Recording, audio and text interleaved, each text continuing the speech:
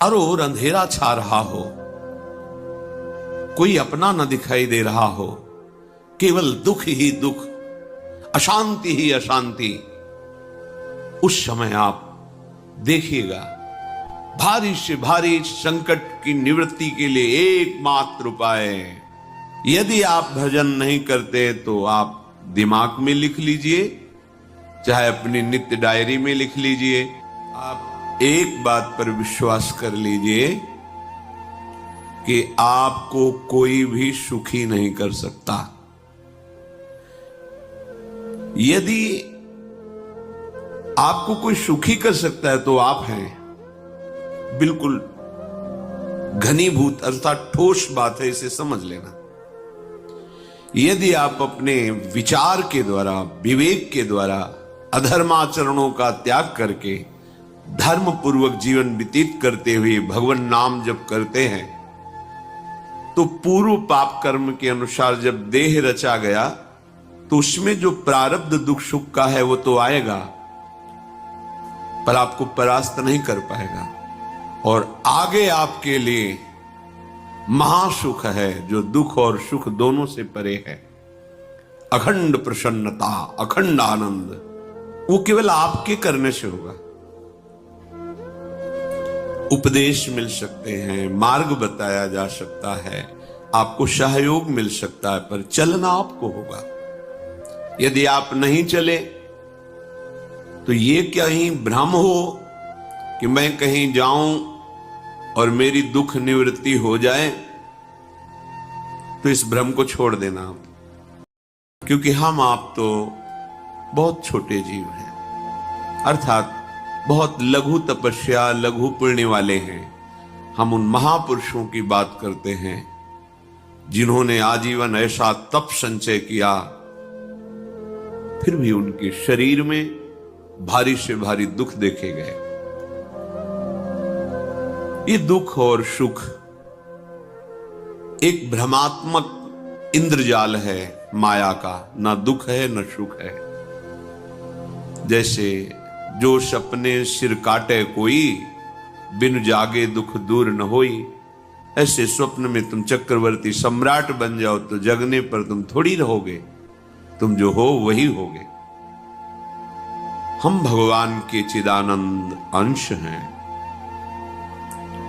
ये भूलकर हम अपने को स्त्री पुरुष, अच्छा बुरा, धनी निर्धन, दुखी सुखी आदि आदि बहुत सा प्रपंच है, इसे हम अपने दिमाग में बैठा लिया है। जब तक आप ये प्रपंच नहीं छोड़ोगे तब तक आपको सुखी कोई कर ही नहीं सकता, क्योंकि दुखालयम नाशवान संसार का तो तुमने अस्तित्व रखा है। अगर ये किसी के दूर करने से होता तो स्वयं जगत गुरु परब्रह्म परमात्म तत्व भगवान श्री कृष्ण सामने हैं और अर्जुन को कह रहे हैं, हे अर्जुन, ये आने जाने वाले अनुकूलता प्रतिकूलता, गर्मी शीतलता, अर्थात काम क्रोध लोभ मोह मद मत्सर अपमान निंदा, ये सब ताप पहुंचाते हैं। अनुकूलता सम्मान यश कीर्ति धन वैभव, मानी हुई मान्यता, ये सब शीतलता पहुंचाते हैं। ये उष्णता और शीतलता, अनुकूलता और प्रतिकूलता आने जाने वाले हैं। भगवान ये नहीं कह रहे मैं मिटा दूंगा, कह रहे तास तितिक्षस्व भारत, हे अर्जुन ये तुम्हें सहना होगा। यदि तुम इससे सह गए तो तुम्हारे हृदय में ऐसी स्थिति प्रकट हो जाएगी कि फिर ये स्पर्श भी नहीं कर पाएंगे। सहने से तुम्हारी भक्ति बढ़ेगी, तुम्हारा चिंतन बढ़ेगा, तुम्हारा स्मरण बढ़ेगा, सत्य वस्तु के लिए, सत्य तत्व के लिए तुम सुखी हो जाओगे। बिल्कुल खुली बात। आडंबर नाटक पाखंड इसकी जरूरत नहीं है। प्राकृतिक भोगों में सुख बुद्धि, देहाभिमान, विद्यारूप महत्व कुल धन यौवन अभिमान, यही तुम्हारे दुख का मूल है और ये कोई दूसरा नहीं हटा सकता। ये तुम्हें अपने विवेक सत्संग से प्राप्त हुए विवेक के द्वारा, शास्त्र स्वाध्याय से प्राप्त हुए विवेक के द्वारा इसे तुम्हें त्यागना है।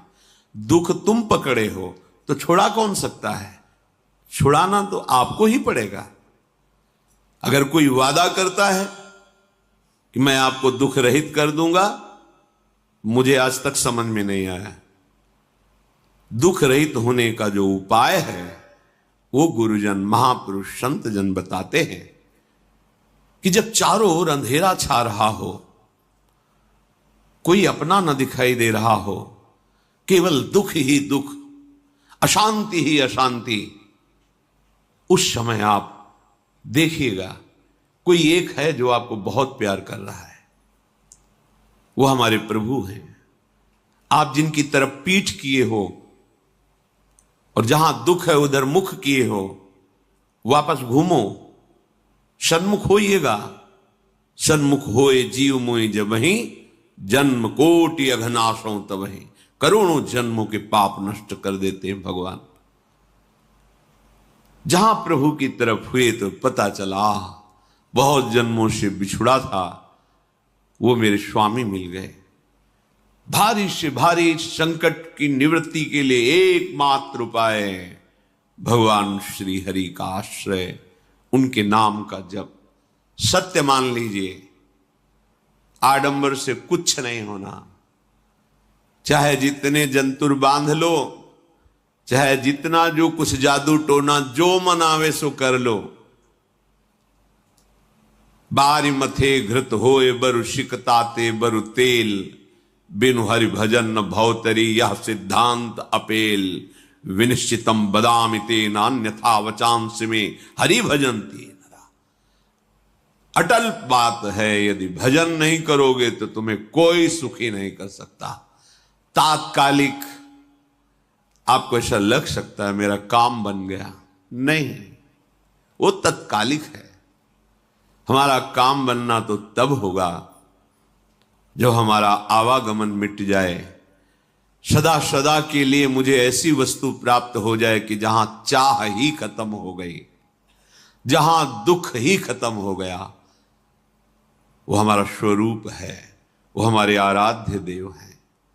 प्रार्थना मान लीजिए, भटकाव से बचिए। ये कलिकाल मलायतन मन कर देख विचार, श्री रघुनाथ नाम बिन नाहिन आन आधार। महापुरुषों ने स्पष्ट कहा है। ये मलायतन मल का आगार है। मल माने कामना, नाना प्रकार की वासना, भ्रष्ट आचरण, छल कपट, दंभ पाखंड, बोलबाला, इसका एकमात्र श्री भगवान का नाम आधार है। जो चाहत है नित्य सुख अर मन को विश्राम, तो हित ध्रुव हित सो भजत रो पल पल श्यामा श्याम श्यामा श्याम श्यामा श्याम। यदि सच्चिदानंद शाश्वत सुख चाहते हो, जहां से कभी हटना ना पड़े, केवल सुख ही सुख है, आनंद ही आनंद है, और मन का विश्राम चाहते हो कि भाग दौड़ मन की मिट जाए, तो बस प्रेम से बोलते रहो श्यामा श्याम श्यामा श्याम, राधे श्याम, राधा राधा राधा वल्लभ।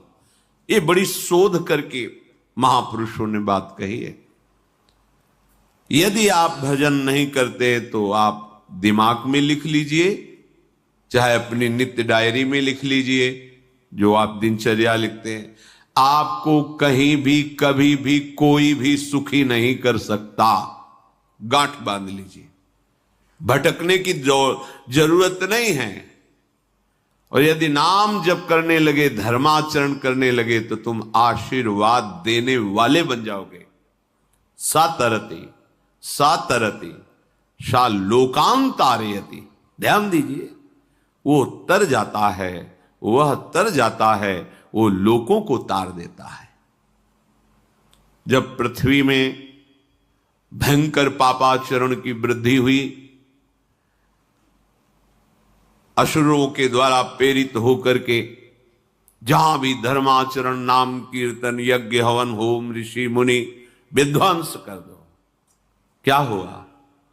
कोई दूसरा दिखाई दिया क्या? नहीं। किसी की सामर्थ्य नहीं थी। सब मिलकर के ब्रह्मा जी के पास गए, जो ईश्वर कोटि के महापुरुष, सबने ब्रह्मा जी से प्रार्थना की। ब्रह्मा जी ने कहा, हम भी जिनके सेवक हैं वही प्रभु अब हमारे दुख का निवारण कर सकते हैं। सोचो, आप किसी और से दुख निवृत्त कराना चाहते हैं? जिसने सृष्टि बनाई है, भगवान ब्रह्मा जी भी कह रहे हैं मैं जिनके सेवक हूं वही प्रभु हमारे और आप सबके दुखों का निवारण करते हैं। तो आपको समझ में नहीं आ रहा कि एकमात्र भगवान श्री हरि ही हमारे दुख का निवारण कर सकते हैं। हमें कहीं भागने दौड़ने की जरूरत नहीं है। साधु समागम इसलिए किया जाता है कि हृदय पवित्र हो जाए। पवित्र हृदय की पहचान बुद्धि में विवेक का प्रादुर्भाव हो जाए और विवेक से मोह का नाश करके हम निरंतर प्रभु के प्रेम में डूबे, भजन में डूबे। सबने एक साथ मिलकर के विचार किया कि महासुख सिंधु प्रभु से विनय करनी तो कहां जाया जाए? वैकुंठ चले, किसी ने कहा क्षीर सागर चले। अपनी अपनी भावना व्यक्त कर रहे थे। तेहि समाज गिरजा में रहू, अवसर पाई वचन एक कहू, हरि व्यापक सर्वत्र समाना, प्रेम ते प्रगट होई मैं जाना। हे गिरिजा, परम वैष्णवाचार्य भगवान महादेव जी कहते हैं, उस देव समुदाय में हम भी थे। हमने कहा कि हमारे तो हृदय में बात ऐसी आती है कि कहीं भागने की जरूरत नहीं है। हरि व्यापक सर्वत्र समाना, जैसे वो वैकुंठ में विराजमान है, क्षीर समुद्र में विराजमान है, ऐसे कण कण में विराजमान है। बस तुम प्रेम से पुकारो, जहां पुकारोगे वहीं प्रभु प्रकट हो जाएंगे। नाम बाणी जहां, श्याम श्यामा तहां। नाम बाणी सिद्ध सिद्धांत है, भटकने की जरूरत नहीं। जहां हो वहीं से प्रिया प्रीतम का नाम पुकारो, नाम कीर्तन करो, उनकी लीलाओं का गायन करो, सबको सुख देने की भावना करो। देखो तुम्हारी दृष्टि बदलती चली जाएगी, भगवत साक्षात्कार करने की योग्यता आने लगेगी। ऐसा ही हुआ।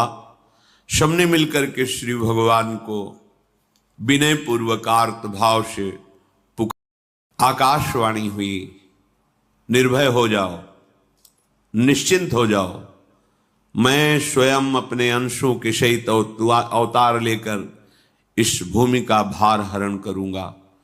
तुम सब बड़े बड़े जो देवता हो, जाओ हमारी लीला में सुख लेने के लिए सब ऋक्ष वानर आदि का रूप धारण करो। ब्रह्मा जी, महादेव जी, बड़े बड़े ईश्वर कोटि के लोकपाल बहुत प्रसन्न हुए, क्योंकि भगवद वाणी सत्य है, त्रिकाल सत्य है। सबको विश्वास हो गया कि अब मारा तो जाएगा ये महासुर, जिसको लगता था कोई ना मंत्र के द्वारा मार सकता है ना अस्त्र के द्वारा मार सकता है।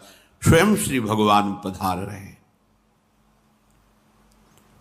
भगवान ने जो निरंतर भजन प्राण रहते हैं, कश्यप जी, अदिति जी, वो भगवान के वात्सल्य में भरे थे।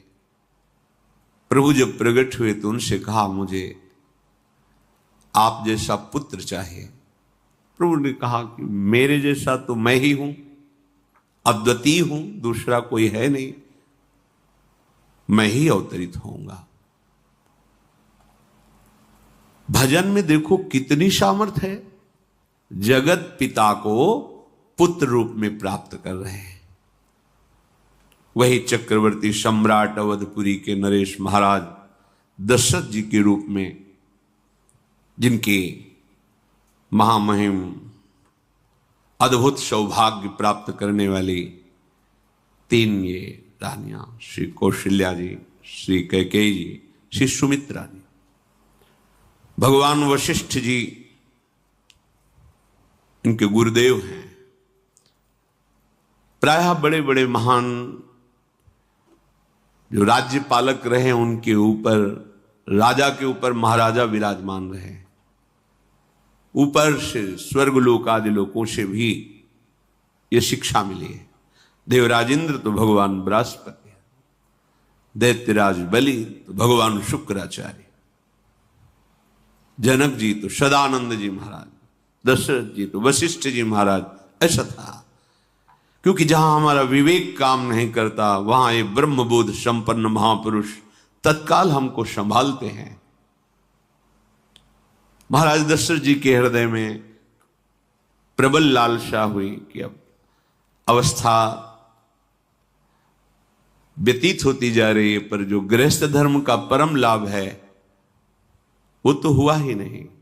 वशिष्ठ जी के चरणों में प्रणाम करके कहा, भगवान एक ही बात की असंतुष्टता है, हमारे कोई पुत्र नहीं है।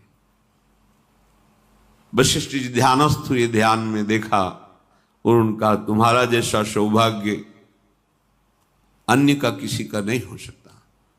तुम्हारे यहां स्वयं सच्चिदानंद भगवान श्री हरि अपने अंशों के साथ अवतरित हो रहे हैं। श्रृंगी ऋषि को बुलाया गया, पुत्रेष्टि यज्ञ करी, उसमें साक्षात भगवान अग्निदेव प्रकट होकर के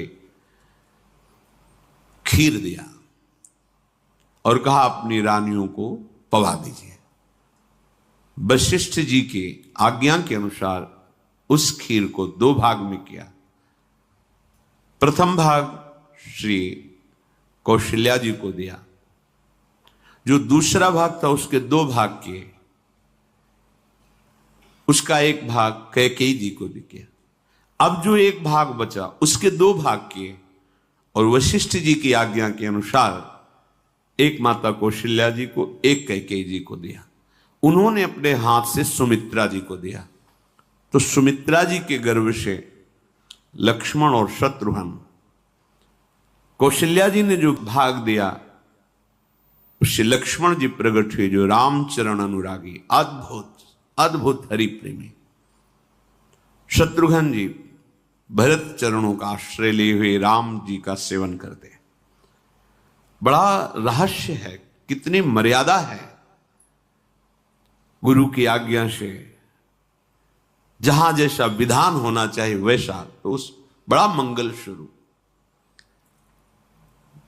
ये महामहिम जगत पावन करने वाली माताएं मानो अपने गर्भ में अखिल ब्रह्मांडों के स्वामी को धारण किए हुए हैं, जिनके गर्भ में अनंत ब्रह्मांड वास करते हैं, उन प्रभु को अपने गर्भ में धारण करने का अनुभव कर रहे हैं। महाराज दशरथ बहुत प्रसन्न है। ये जीवन का परम लाभ है। प्रभु हमारे कोई भी हो, माता पिता भाई बंधु सखा पति प्रीतम पुत्र, कुछ भी, ये तो ऐसे करुणामय कोई भाव रख लो और गाढ़ भाव कर लो तो आपको अनुभव कराने लगेंगे। जिस भाव से आप देखोगे कैसा सुख महाराज दशरथ जी को हो रहा होगा, जिनको गुरुदेव से पता है कि स्वयं भगवान पधार रहे। प्रतिपल इनके दर्शन करके कौशल्या जी, कैकेयी जी, सुमित्रा जी के प्रेम पुलकित रहते हैं। दशरथ जी, अहो भाग्य, साक्षात भगवान पधार रहे हैं। समय व्यतीत हुआ, जोग लगन गृह बार तिथि सकल भये अनुकूल, चर अरु अचर हर्ष जुत राम जन्म सुख मूल। ठीक योग लगन ग्रह वार तिथि सब अनुकूल हो गई। कब?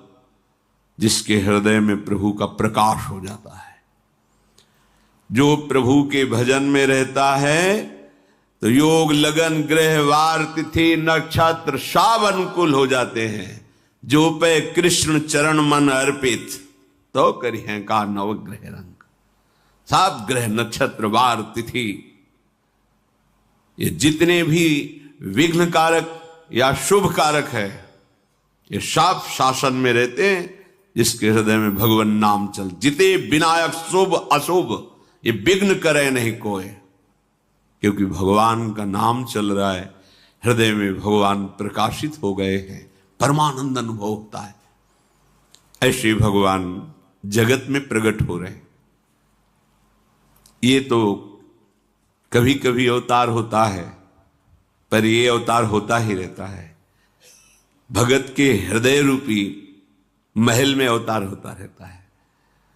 जो निरंतर भगवत चिंतन परायण अपने अहम को भगवान के चरणों में समर्पित किया तो भय प्रकट कृपाला, यही हृदय में प्रकाशित हो जाते हैं। हृदय में ही दिव्य वृंदावन प्रिया प्रीतम दिव्य लीला। चैत्र का महीना, नवमी तिथि, शुक्ल पक्ष, अभिजीत मुहूर्त, ठीक दोपहर का समय 12 बजे। सब लोगों को परमानंद प्रदान करने वाले प्रभु पधारे। शीतल मंद सुगंधित वायु बह रही है, देवताओं की दुंदुभियां बज रही, पुष्पों की वर्षा हो रही। बड़े बड़े ऋषि मुनि नृत्य कर उठे। जैसे साधना को फल मिलता है हृदय आनंद में, आज समस्त साधनाओं के फल स्वयं मंगल मूर्ति प्रभु पधार रहे।